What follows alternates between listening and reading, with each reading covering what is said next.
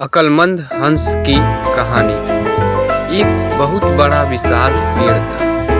उस पर 20 हंस रहते थे। उनमें एक बहुत सयाना हंस था, बुद्धिमान और बहुत दूरदर्शी था।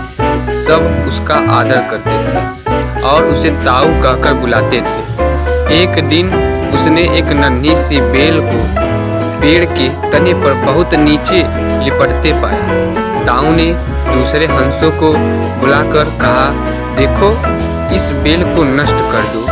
एक दिन यह बेल हम सबको मौत के मुंह में ले जाएगी। एक युवा हंस हंसते हुए बोला, ताऊ, यह छोटी सी बेल हमें कैसे मौत के मुंह में ले जाएगी? सयाने हंस ने समझाया, आज यह तुम्हें छोटी सी लग रही है, धीरे धीरे यह पेड़ के सारे तने को लपेटा मारकर ऊपर तक आएगी। फिर बेल का तना मोटा होने लगेगा और पेड़ से चिपक जाएगा। तब नीचे से ऊपर तक पेड़ पर चढ़ने के लिए सीढ़ी बन जाएगी। कोई भी शिकारी सीढ़ी के सहारे चढ़कर हम तक पहुंच जाएगा और हम मारे जाएंगे। दूसरे हंस को यकीन न आया, एक छोटी सी बेल कैसे सीढ़ी बनेगी? तीसरी हंस बोला, ताऊ, तू तो एक छोटी सी बेल को खींचकर ज्यादा ही लंबा कर रहा है। एक हंस बड़बड़ाया, यह ताऊ अपनी अक्ल का रौब डालने के लिए अंट संट कहानी बना रहा है। इस प्रकार किसी दूसरे हंस ने ताऊ की गंभीरता से नहीं लिया। इतनी दूर तक देख पाने की उनमें अक्ल कहाँ थी। समय बीतता रहा। बेल लिपटते लिपटते ऊपर शाखों तक पहुंच गई। बेल का तना मोटा होना शुरू हुआ और सचमुच ही पेड़ के तने पर सीढ़ी बन गई, जिस पर आसानी से चढ़ा जा सकता था।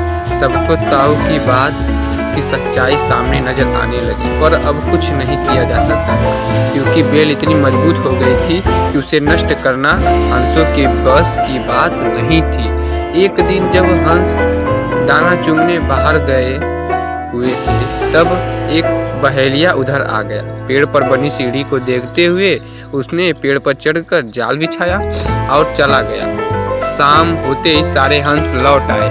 पेड़ पर उतरे तो बहेलिये के जाल में बुरी तरह फंस गए। जब वे जाल में फंस गए और फड़फड़ाने लगे, तब उन्हें ताऊ की बुद्धिमानी और दूरदर्शिता का पता लगा। सब ताऊ की बात न मानने के लिए लज्जित थे और अपने आप को कोस रहे थे। ताऊ सबसे रुष्ट था और चुपचाप बैठा था। एक हंस ने हिम्मत करके कहा, ताऊ, हम मूर्ख हैं, लेकिन अब हमसे मुंह मत फेरो। दूसरा हंस बोला, इस संकट से निकालने की तरकीब तू ही हमें बता सकता है।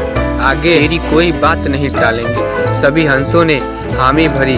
तब ताऊ ने उन्हें बताया, मेरी बात ध्यान से सुनो। सुबह जब बहेलिया आएगा, तब मुर्दा होने का नाटक करना। बहेलिया तुम्हें मुर्दा समझकर जाल से निकालकर जमीन पर रखता जाएगा। वहाँ भी मरे सामान पड़े रहना। जैसे ही वह अंतिम हंस को नीचे रखेगा, मैं सीटी बजाऊंगा। मेरी सीटी सुनते ही सब उड़ जाना। सुबह बहेलिया आया। हंसों ने वैसा ही किया जैसा ताऊ ने समझाया था। सचमुच बहेलिया हंसों को मुर्दा समझकर जमीन पर पटकता गया।